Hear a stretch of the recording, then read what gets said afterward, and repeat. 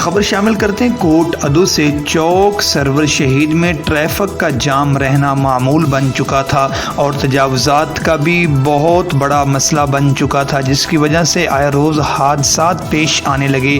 شہریوں نے D P او مظفر گڑھ سے کئی بار شکایت کی، جس پر ڈی پی او مظفر گڑھ نے قصور عباس کو ٹریفک انچارج تعینات کر دیا۔ مزید اس پر رپورٹ کر رہے ہیں ہمارے نمائندہ باقر حسین جی۔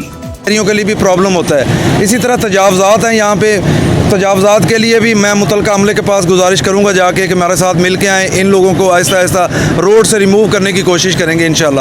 سکولز میں جا کے میں لیکچرز دے رہا ہوں ٹریفک قوانین کے حوالے سے، تاکہ شہریوں کو لین لائن ڈسپلن، سکول کے بچوں کو، جو بھی روڈ یوزر ہے ان لوگوں کو پتہ ہو کہ ٹریفک قوانین پہ ہم نے عمل کرنا ہے تو ہماری زندگی کی اسی میں سیفٹی ہے۔ جی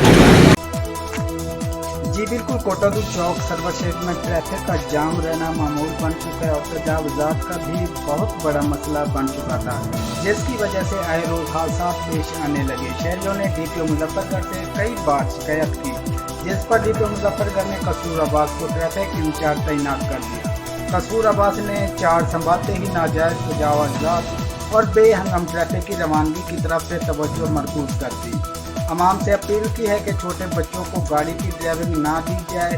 وہ عوام سے ٹریفک انچارج قصور عباس کا کہنا تھا کہ عوام سے اپیل کرتا ہوں کہ اپنے چھوٹے بچوں کو کم عمری میں گاڑیاں نہ دیں، دیر سے پہنچنا نہ پہنچنے سے بہتر ہے۔ رب کریم سب مسلمان بھائیوں کو اپنی حفظ امان میں رکھے۔ جی